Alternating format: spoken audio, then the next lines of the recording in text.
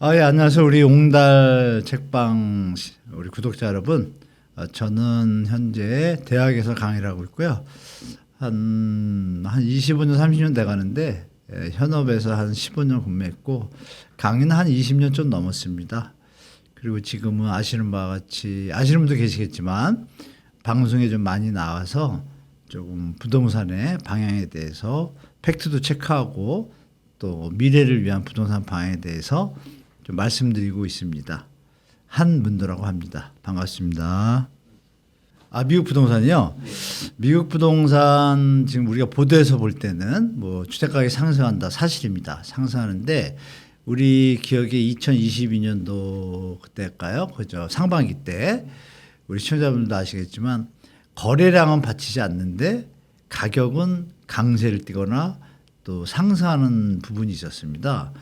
근데 미국이 지금 그런 상황 같아요. 그러니까 역으로 말하면 물론 이제 금리 인상이 아니라 인하 시점이 오고 있는데 이제 다른 사람들을 만난 대화에서 좀 느낄 수 있습니다. 예를 들면 거기는 모기지 랜더라고 있습니다. 그 대출을 주선하는 분이 직업으로 아예 잡혀 있더라고요. 우리나라 대출 상담사 비슷한 건데 조금 더 격이 높은 것 같은데 그분이 말씀하시기를 작년 대비해서 일이 한 70% 줄었답니다. 가격은 오른 건 맞답니다. 근데 일은 없답니다. 여기서 이제 여러분이 느낄 수 있는 거는 계속 추세적으로 가기는 쉽지 않다라고 뭐 유추할 수 있고, 근데 그분뿐이 아니라 미국의 그 전 세계적으로 유명한 제일 체인이 많은 세계 1등인 켈러 윌리엄스라는 부동산 체인이 있습니다. 근데 그 체인에 제가 갔던 곳은 이제 LA였는데요. LA는 이 캘리포니아 주에 포함되잖아요. 캘리포니아 주 인구가 4천만입니다. 우리나라만 합니다. 그 전체에서 매출 1등한 분이 계세요.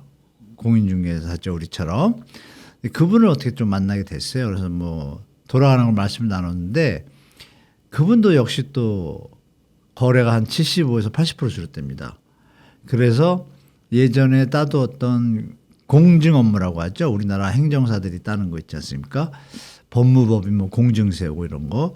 그 자격증이 미국은 좀 센데 그걸 또 따놓으셨대요. 그래서 지금은 부동산보다 그걸 한답니다. 그래서 좀 아이러니하다는 생각이 좀 들었고, 그 다음에 이제 영화업계에 계신 분이 또 만났어요. 헐리우드 쪽에 만났는데 그분도 영화가 지금 일이 많이 줄었답니다.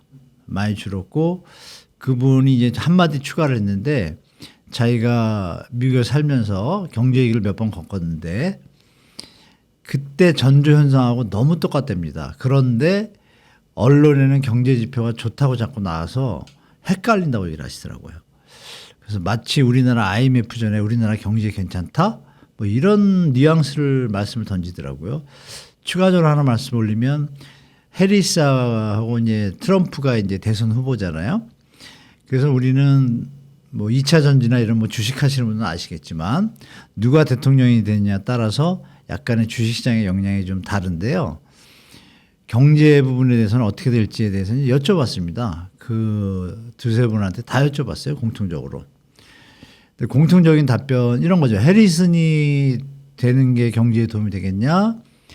트럼프가 되는 게 좋겠냐라고 여쭤봤어요. 여쭤봤을 때 답변이 다 똑같아요. 세 분이. 누가 돼도 똑같다. 별 그거 우리 관심 없다. 그리고 투표는 뭐 해리슨은 해리슨을 찍고 트럼프 쪽은 트럼프 찍는다고 하는데 경제에 대해서는 뭐 나아질 거다 이런 얘기가 없고요. 심하면 그 변호사란 분은 이런 표현을 쓰더라고요. 변호사 정도면 이제 경제를 좀 아니까 이런 표현을 쓰더라고요. 웃으면서 누가 돼도 뚜껑 열려요 이러더라고요. 그래서 그게 무슨 소리냐 그랬더니 지금 내부적으로는 상당히 장사도 좀 안 되고 물가가 너무 많이 올라가지고 거래도 많이 줄고 부동산도 거래가 많이 줄었답니다. 그러니까 이런 부분이 내재되어 있다라고 얘기를 하고 전조 현상이 너무 똑같다. 다만 차이점이 하나 있습니다. 차이점이 뭐냐면 예전에는 전조 현상이 있으면 금세 딱 왔대요. 그 위기나 침체가. 근데 이번에는 똑같은데 슬로우 다운, 슬로우 시간이 좀 느린 느낌을 받고 있대요. 그래서 결국 올 것 같다라는 얘기를 들어가지고 저희가 여기서 쳐다보던 바라보던 데이터나 이런 것들하고 뭐 잭슨홀 미팅 이런 여러 가지 내용들과 실제 내부 경제는 좀 다르구나. 이게 좀 이상하다라고 판단을 하고 왔는데요. 그래서 저도 와서 다시 한번 그분들의 얘기를 들어가지고 뭐 실업률이나 우리가 고용률이나 이제 인플레이션 보잖아요. 수치를 미국 걸.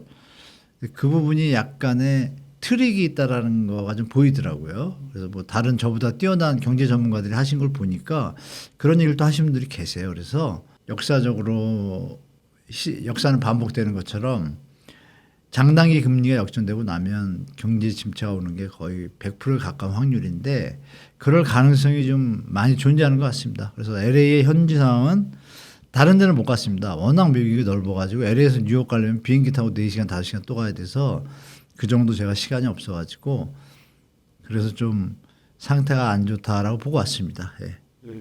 보도에서 여러분들이 들으셨겠지만 4년 7개월 만에 역대 상승률 최고점을 다시 찍었다고 보도가 나왔잖아요. 그게 사실인 것 같습니다. 사실이고 또 많이 올랐죠.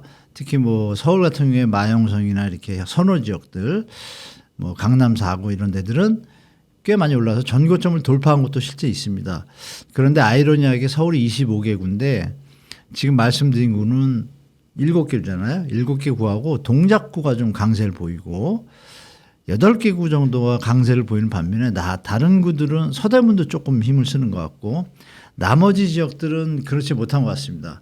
여전히 20, 30% 조정된 가격 수준에서 움직이고 있고 노원구가 이제 상대적 저평가로 인해 가지고 좀 올라오려고 하는 차에 8월 초부터 현장에서 그 매수 손님이 적어진다라는 얘기들이 들려오기 시작하고 그게 오늘 발표가 됐는데요.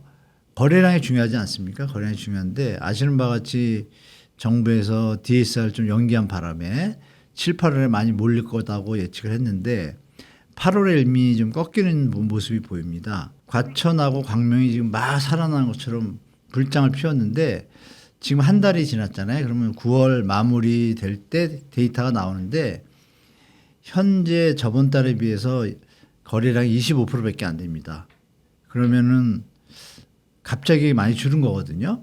그러니까 잘해야 7월 달에 반토막 수준 되는 게 과천, 광명 이런 김포 이런 데들의 모습이에요. 그래서 좀 꺾였다라고 좀 말씀드리고 서울은 조금 덜 꺾였습니다. 덜 꺾였는데 그럼에도 불구하고 이 우리가 2달을 계산하잖아요. 7월 말이면 7월 말에서 8월 말까지 신고를 하니까 그러면 이제 6월하고 7월 거래를 봤을 때 6월 말, 7월 말 기준에서 6월 말 거래는 7월이 돼야 나오고 7월은 8월이 돼야 나오는데 8월은 9월 말이 돼야 나오잖아요. 6월, 7월이 높았잖아요. 7천 몇백 건, 8천 몇백 건인데 둘 다 이 말일 시점에서 봤을 때 7천 몇백 건 나올 때는 한 3,900, 4천 건 됐습니다. 그리고 4천 건 정도 그리고 8천 이번에 넘은 거 7월 달 거래는 4천 제가 한 300으로 기억을 해요. 500인가. 그러면 이번 달도 그러면 4천이나 4천 대면 7, 8천 또 이어지겠지만 근데 지금 제가 알기로 오늘 날짜로 3,200건으로 됐어요. 그러면 좀 줄었죠? 그러니까 25% 정도는 무조건 줄겠다. 그러면 8,000건에서 25%면 한 6,000건에서 6,500건. 근데 만약에 좀 더 신고 기간이 추석이 껴 있잖아요. 그거 감안했을 때 0.8로 잡으면 5천 초반에서 6천 초반 사이에서 왔다 갔다 할 것 같아요. 그러면 일단 꺾인 거잖아요. 일단은. 그러면 우리가 유의할 건 9월의 모습이 되게 중요한데 서울이 불장이라고 하고 실제로 주간 매매 지수는 높게 나왔는데요. 매수 우위 지수라고 있지 않습니까? 매수 우위 지수가 이제 매도자 매수자의 심리 관계를 체크하는 KB 통계인데 그게 또 다 꺾였습니다. 저번 주에. 그게 이제 의미하는 바가 크죠. 거래량이 약간 감소 추세로 돌아섰고 매수 우위 지수가 계속 상승하다가 꺾였습니다. 그래서 그 부분이 앞으로 시장에 대해서 이어질 경우에는 이제 다시 본격적인 조정장이 시작되지 않을까. 거기다가 DSR 또 시행되지 않습니까? 이런 게 겹치면 9월에 시장이 좀 약세를 볼 거라 좀 보고 있습니다. 네. 저는 두 번째 꼭지점이라고 생각합니다. 특례보금자리론 작년 가을에 올라갈 때는 꼭지점을 못 왔죠. 전 최고점 대비 다 송파만 한 90% 가까이 갔다가 또 조정받기 시작했죠. 9월부터. 근데 이번에는 송파하고 서초 일부 대단지들은 예전에 고점을 넘었습니다. 전부 그런 건 아니고요. 대부분 선호 단지들은 90%를 돌파했어요. 다 전고점에 100% 돌파한 곳도 있고. 그런데 아까 말씀드렸지만 그건 8개구에 해당됩니다. 나머지 구는 여전히 15에서 25% 사이에서 조정된 상태에서 지금 거래가 되고 있어요. 근데 만약에 이게 지금 다시 쫓아가는 우리가 왜 키 맞추기라고 그러나요? 지금 서울의 선호 지역이 쭉 올라가면 같이 외곽 지역도 쫓아 올라가는데 서울이 꺾이는 모습이 만약에 언론에서 똑바로 보도를 해준다라면 심리는 가라앉겠죠. 중요한 건 이거는 거래량 시장의 모습이고 정책도 중요한데 가계부채 문제에 대해서 지금 정부가 조금 손을 드는 모습을 보이잖아요. 물론 공식적으로 뭐 발표는 안 하고 은행들한테 회의 시간에 뭐 주문을 했는지 은행들이 뭐 요즘 말하는 알아서 기어라 뭐 스스로 신한은행부터 출발된 게 뭐 좀 확대되고 있죠. 농협 이런 쪽으로 조건부 전세 대출을 좀 제한하는 거로 신호탄이 좀 나오고 있고 뭐 전세 대출 DSR도 나오고 왔다 갔다 하고 있어요. 그러니까 정부도 고민하고 있는 것 같아요. 이게 만약에 너무 지금 약간 다운되는 기미로 가는데 이게 세게 나오면 시장에 갑자기 좀 충격을 줄까 봐 좀 고민하는 것 같습니다. 그래서 제가 볼 때는 이런 모습들이 정부가 애를 쓰고는 있지만 못 살리고 있다는 게 지금 나타나기 시작했으니까 다시 지금 가계부채 문제 이어서 다른 걸 하나 말씀 올리면 최근에 무디스에서 보고서가 나왔는데 이런 표현을 썼습니다. 한국이 자꾸 가계부채를 방치하고 위험 수위를 넘어서게 되면 신용등급을 강등할 수 있다는 표현을 썼어요. 그 표현에 정부가 화들짝 놀래서 이 전세며 이런 뭐 가계부채 좀 긴축 정책을 쓰는 건지 아니면 진짜 주택 가격이 더 이상 오른 것은 문제가 있다고 보고 하는 건지. 분명한 사실은 우리나라 가계부채는 위험 수준에 분명히 도달했습니다. 이렇게 정리될 것 같습니다. 일단 DSR인 것 같습니다. 근데 문제는 이제 예외 조항이 좀 있거든요. 예외 조항들을 정부가 예외 조항까지 아마 DSR을 들어가면 뭐 신규 입주 단지는 난리 나겠죠. 난리 나는데 그렇게까지는 하지 않을 것 같고 트리거는 여러분들이 금리 인하를 좀 기대하시는 분도 계신데 이 금리 인하가 부동산 시장에 도움이 될 때가 있고요. 안 될 때가 있습니다. 그게 뭐냐면 경제가 완만하게 호황길에서 조절 국면에서 사뿐하게 조금 내리고 이렇게 조정을 하는 통화 정책이면 저금리가 부동산 시장에 호재가 되죠. 그런데 지금은 그런 분위기는 좀 아닌 것 같습니다. 미국도 아까 말씀 올린 것처럼 경제 침체 신호가 약간 나온다라고 FOMC 또 파월도 약간 인지한 것 같고 또 대선 이슈에서 또 빠질 수가 없잖아요. 금리 인하가 표를 모아주기 때문에 제가 볼 때는 금리 인하는 단행될 가능성이 있죠. 쇼컷인지 스몰컷인지는 모르지만 그 신호에 대해서 분명히 우리나라에서는 금리 인하에 대해서 좀 부각을 시킬 겁니다. 부동산에 대해서. 근데 여러분이 아시는 것처럼 코로나는 특수한 상황이었고요. 투자할 곳이 없다 보니까 몰린 거고 전체 경제가 순간적으로 좀 침체 분위기로 들어간다고 하면 부동산도 못 버티는 건 예전에 다 증명이 됐잖아요. 그러면 잭슨홀 미팅 최근에 파월이 얘기한 거에서 우리가 유념해서 볼 게 뭐 아시는 분도 계시지만 분명히 표현을 이렇게 했어요. 인플레이션에 대해서 상방 위험은 어느 정도 많이 낮아졌다. 그런데 고용에 대해서 실업률이 조금 지표가 높게 나오니까 하방 위험이 좀 존재한다. 근데 여긴 또 트릭이 하나 있죠. 실업률이 느는 거에는 원래 일자리에서 일자리를 잃으면 실업률이 늘어나겠죠. 근데 지금은 어떤 상황이냐면 이민자 수 뭐 이번에 뭐 100만이 80만이 왔다 갔다 이런 얘기 있었잖아요. 이민자가 너무 많이 들어서 노동이 많이 공급이 되면 당연히 일자리가 줄겠죠. 일자리는 정해져 있다라면. 그래서 그거에 대해서 이제 여러 가지 전문가들이 여러 각도로 좀 견해를 밝히는데 그리고 파월의 마지막 말이 중요하죠. 그럼에도 조정할 어떤 완화에 왔다고 얘기하고 나서 토를 또 달았어요. 뭐라고 달았죠, 여러분? 데이터를 확인하겠다는 얘기 또 했습니다. 그러니까 이런 부분을 같이 보실 때 내리더라도 빅컷 얘기는 시장에서 나오지만 될 수도 있고 저는 빅컷 할 확률이 한 30%, 빅컷 안 할 확률이 70%라고 봅니다. 스몰컷으로 보는데 그러고 났을 때 시장이 또 인플레이션이 다시 도진다 그러면 다시 금리 올릴 겁니다. 그래서 좀 중장기적으로 좀 보시는 게 좀 낫다고 좀 말씀드리겠습니다. 그런 면을 볼 때 그 기사가 나온 이유가 있잖아요. 부담이 된다는 겁니다. 영끌에서 지금 LTV 80% 생애 최초하잖아요. 그럼 영끌 우리 20대 30대 분들은 거의 최초일 거예요. 그러면 닥쳤던 게 지붕 쳐다본다고 80% 올인해가지고 들어갔어요. 지금은 2% 뭐 2.5% 3%에서 부담이 적어요.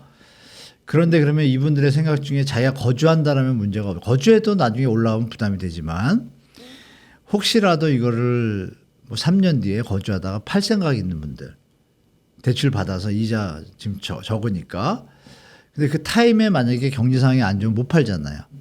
못 팔게 되면 5년 금세 가잖아요, 여러분. 2019년도가 엊그제 같은데 지금 2024년이에요. 5년 딱 뒤에 시장이 안 좋으면 속칭 물린다고 표현을 해요. 그런 상황이 또 올 수도 있습니다. 그래서 저는 이 지금 서울 같은 경우에는 자중하는 게 낫다고 말씀드리고 수도권에서 조정이 되는데 아직 회복이 안 된 데들이 있어요. 이쪽은 뭐 하셔도 크게 무리가 없을 것 같아요. 내리는 폭이 또 제한적이고 오르는 폭은 알 수 없으니까. 그러니까 지금 사야 되냐 말아야 되냐 하면 본인의 소득 수준에서 이 원리금 부담 상한이 LTV 80%를 받았는데도 뭐 안정적이다. 그냥 한 30% 정도 DSR 하잖아요. 그 수준에 맞추면 유지해 나갈 수 있어요. 근데 그렇지 않으면 요즘 문제가 생깁니다. 100%. 어떤 일이 났을 때. 그럼 우리가 대처할 게 좋아질 때, 유지가 될 때, 하락할 때인데 지금 유지되거나 하락될 가능성도 많거든요. 5년 뒤면은. 그때 변동금리가 올라오고 하락하면 정말 이건 파산이고 올라가야 이게 좀 유지가 되잖아요. 그러면 그런 리스크를 감수하는 것보다는 만약에 여러분들이 제가 이런 얘기처럼 저랑 똑같이 느끼셔서 너무 가격이 비싸다 부담된다 해서 하시는 분들이 지금 시중에 많다고 하면 거래량 주는 거로 나타나겠죠. 그럼 시장은 어떻게 되겠어요. 그런 중장기적인 5년 뒤까지 시장을 보시고 3년 뒤에 팔면 천만다행인데 못 팔면 그 부담도 미리 예측해 보실 필요가 있습니다. 그래서 이런 얘기 드리면 정말 피부에 와닿을 텐데요. 금융기관에 좀 높은 위치에 계신 분들도 급여 한 1억 받으면 세금 빼면 한 7천 정도 됩니다. 실수령액이. 7천이면 여러분 한 달에 한 600도 안 돼요. 600 조금 안 됩니다. 500 한 90, 80 이런데 그럼 여기서 그분이 7억짜리 전세를 산대요. 그런데 집값이 너무 올라가지고 때가 되면 사야지 했다가 15억이 돼버린 겁니다. 갑자기 따블이. 요새 막 올라서 이게 8억을 대출받아야 되잖아요. 8억을 지금 3%로 받으니까 240만 원이야. 10달러 나누면 한 200만 원 되는 거예요. 그러니까 한 뭐 600 받으니까 조금 덜 쓰고 해야 되는데 애들이 크니까 여러분 법정 생활 최저 생계비 얼마인지 아시나요? 2인 가구면 216만 원이고요. 3인 가구면 1인 가구가 그렇고 2인 가구면 268만 원입니다. 그러면 그분은 자제분들이 계시거든요. 그럼 300만 원은 무조건 생활비로 써야 되잖아요. 그럼 568에서 300 빼면 268 남아요. 그럼 말씀드린 대로 200 몇십 될 때는 버텨요. 버티는데 최저 생계입니다. 그게. 돈이 안 남잖아요. 거의. 기여활동을 못 하겠죠. 근데 만약 5년 뒤를 계속 제가 그래서 그럼 5년 뒤는 얼마에 이자가 그랬어요. 그건 너무 부담된대요. 여러분 5년 뒤에는 바로 계산을 해줬대요. 은행에서. 300 몇십이 된대요. 그럼 아까 금액이랑 계산하면 마이너스예요. 5년 뒤부터는 이게 계속되잖아요. 그러니까 겁이 나시는 거예요. 이분이. 말씀대로 지금 이렇게 저금리고 좋을 때 지금만 3%, 2%, 3.5%지 5년 뒤를 계산하면 아무나 그분 정도면 하이클래스인데 상위인데 그분이 그럴 정도면 우리 중산층에 계시는 분들은 좀 더 심도 있게 고려하셔서 시장에 접근하시라고 좀 말씀드리겠습니다. 여러분도 아시겠지만 이 주택 가격이 정상이라고 생각하는 분이 우리나라의 과반수 이상일까요? 저는 아니라고 봅니다. 88 대책이었죠? 네.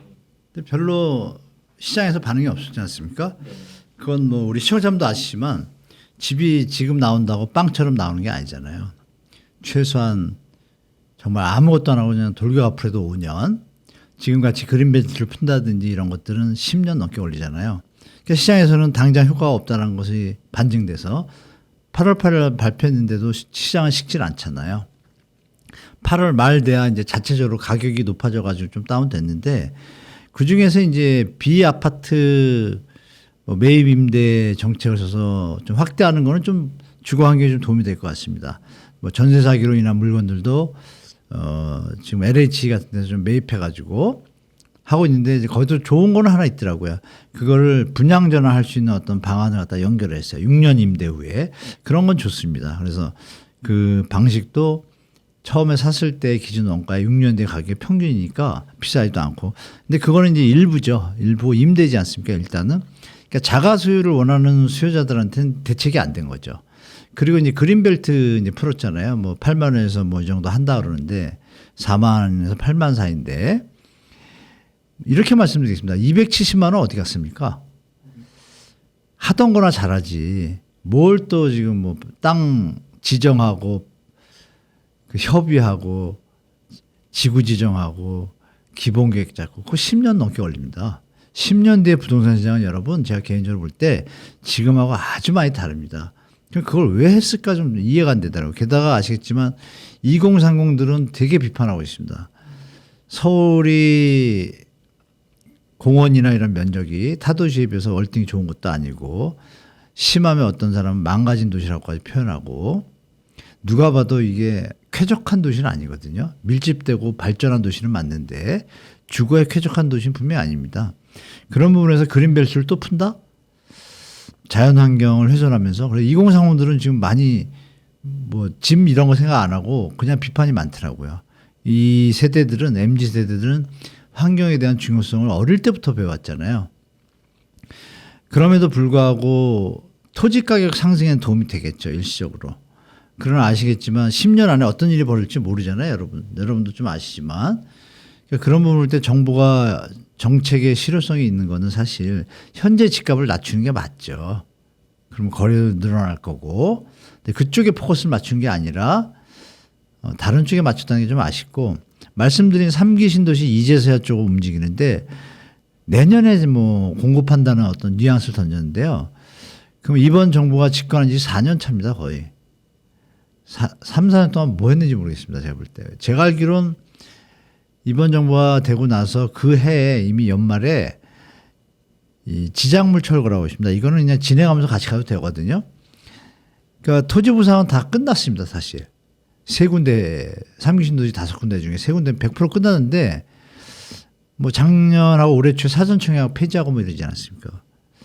그러니까 패턴이 좀 이상합니다. 그래서 정부의 어떤 정책의 공급 뭐 주택시장 안정에 대해서 실질적으로 효과가 없다는 걸 다 아는 거죠. 시장에서. 그래서 시장이 안 움직였고 도리어 가격이 너무 높아서 조정을 받는 개념으로 왔고 또 거래량이 감소하는 게 나타나는데 재건축에 해당되는 조합원들은 좀 그래도 도움이 되는 건 있습니다. 재건축 조합에 취득세를 감면한다든지 도움이 되긴 하지만 속도를 높인다고 하는데 속도를 높이기 위해서 취한 방식이 자유민주주의국가에서 좀 문제가 있어요. 왜 문제가 있냐면 그냥 뭐 반장 뽑는 선거도 아니고 집을 부셔야 되는 건데 그렇죠? 재개발 재건축은. 그래서 예전에는 80% 동의가 기본이었습니다. 이거를 자꾸 낮춰가지고 75%까지 낮춰놨거든요.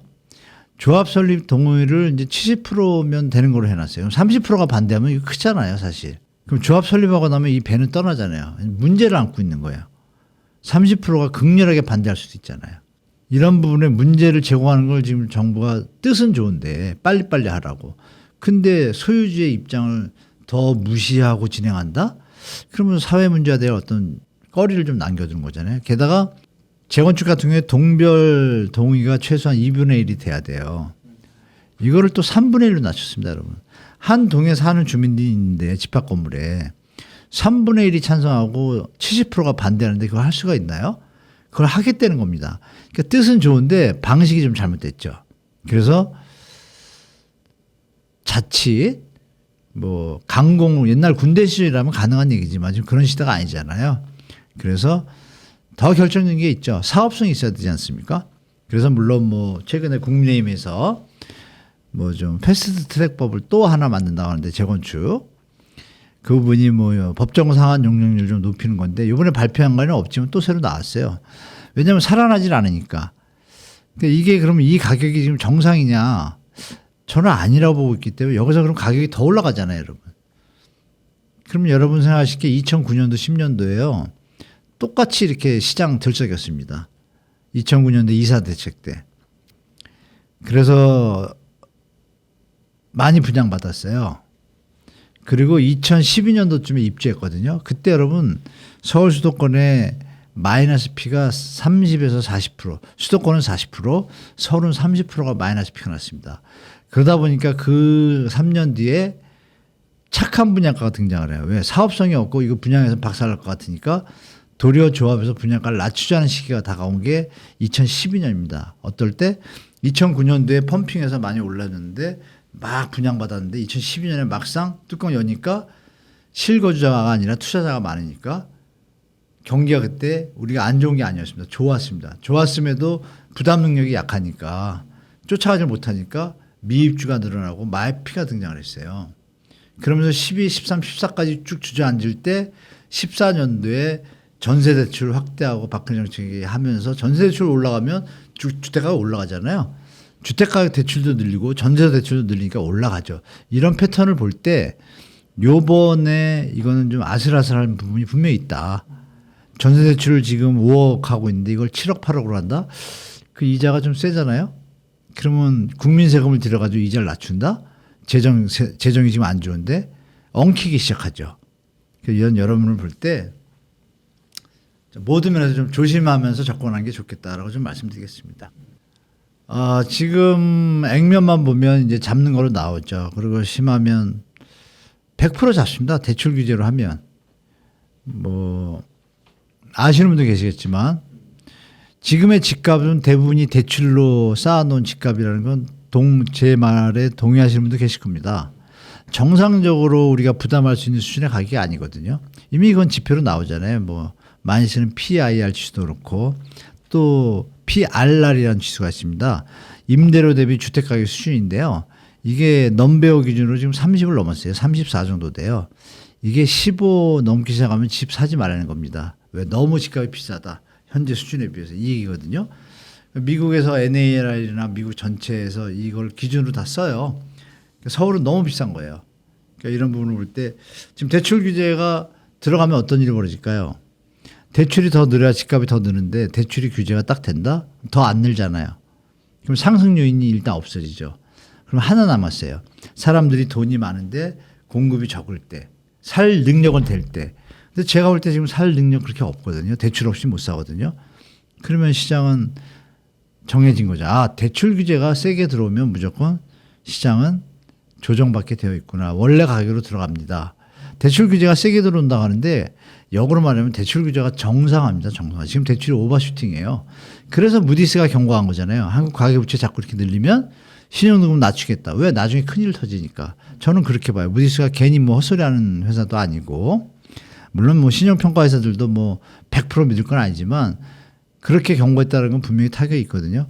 그러니까 무디스가 경고를 해서 놀라가지고 액션으로 이걸 하는 건지 그걸 왜 액션이라는 표현을 하냐면 정부가 공식적으로 대출 규제 이렇게 하겠다고 얘기를 안 했어요. 그냥 은행들이 하고 금융위원회랑 뭐 회의하고 이러면서 하는 거예요. 그러면 언제든지 제자리 갈 수 있잖아요.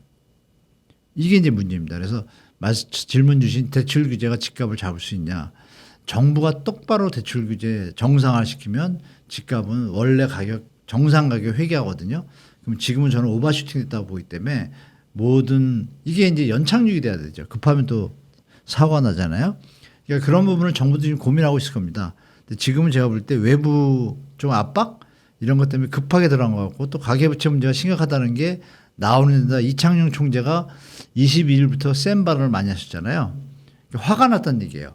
정부랑 재정통화정책을 같이 협의를 계속 해왔는데 이거 나라가 망하는 길로 가는 부채 증가 대책을 하니까 화가 나셨겠죠. 그전부터도 구조조정해야 된다고 그러고 여러 가지 얘기를 하셨는데 온화하게 얘기하는데 안 통하니까 이 정부가 계속 그냥 집값 떠받치는 걸 하니까 위험하다고 판단한 거죠. 그러니까 뭐 강력하게 던지잖아요. 조금 실언 얘기를 하지 약간 좀 혼동되는 발언인 뭐 입시제도를 뭐 지방 비례 이런 얘기 한 정도면 뭔가 고민하고 있다는 얘기예요. 고민하는 얘기를 가감없이 던졌습니다. 부동산 문제와 환율 문제 때문에 금리 인하하면 안 된다. 그러니까 청와대가 또 말이 웃기죠? 그러니까 여기서 정부의 입장을 알 수 있습니다. 대출 규제가 들어가면 무조건 잡히는데 안 하고 있습니다. 청와대가 뭐라 그랬어요. 금리 인하를 대출 규제는 들어가게 돼 있죠. 스트레스 DS를 시작하니까. 그리고 정부가 거기에 대해서 아무 얘기를 안 하면 좋은데 금리 인하를 하라고 합니다. 거꾸로. 이게 무슨 쇼입니까?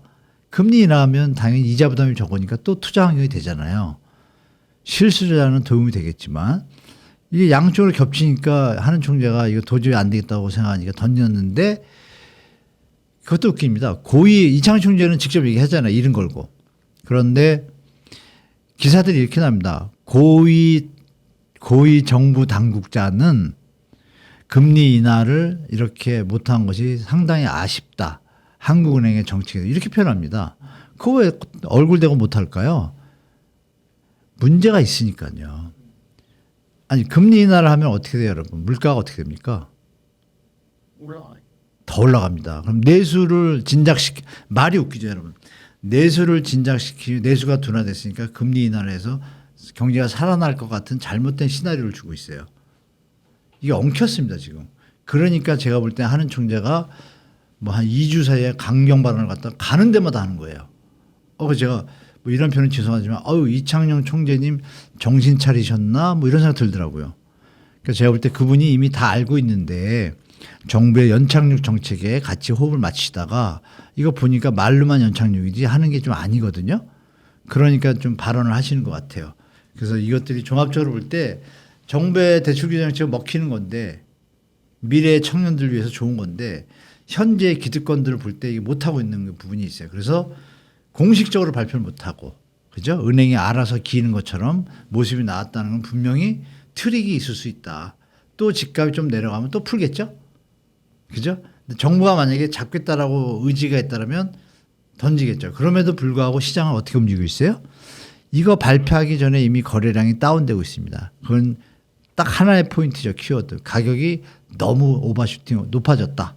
또 미친 집값이 됐기 때문에 소비자들이 암만 대출을 늘려도 더 이상 접근하지 않는다는 얘기로 우리가 또 반대로 해석해 볼 수 있잖아요. 그러면 조금 조심해야 되는 거죠. 그래서 대출 규제 정책은 일관성이 있어야 되는데 여러분 2019년도부터 5년 안에요. 지금 열 몇 번 바뀌었습니다. 대출 정책이. 한마디로 도구판이죠.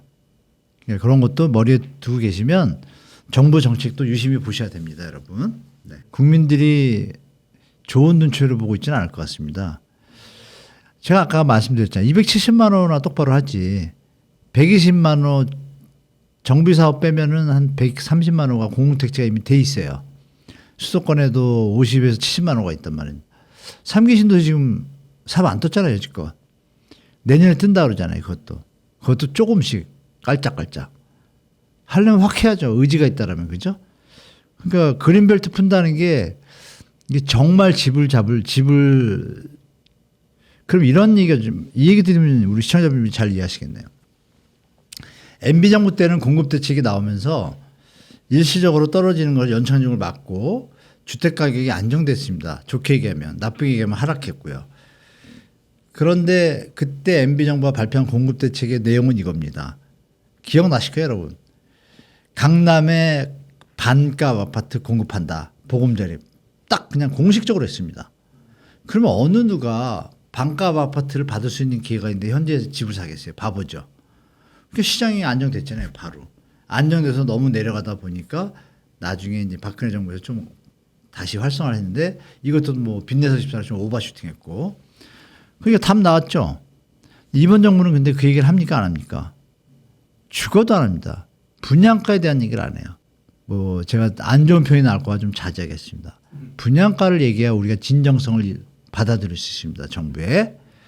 정부 당국자분들이 혹시 보신다라면 정말 국민과 국가와 미래의 청년들을 위한다라면 아니 그린벨트 풀면 원가 뻔하잖아요. 토지부상 과정에서 뭐 토지주들이 좀 더 달라고 하겠죠. 해봤자 서울 시내 땅값 뭐 1억 2억 가는 거에 비하면 껌입니다. 껌. 1,000, 2,000이면 비싸야 3,000이겠죠. 그럼 분양가 뻔합니다. 건축비가 안마 올랐다고 하지만 1,000만 원 잡아도 3억이고 계산하면 4, 5억이면 집 짓습니다. 강남에. 그러면 7, 8억에 분양하면 반값 더 되죠? 그러면 사람들이 지금 어떻게 될까요? 그런데 분양가를 발표 안 했잖아요.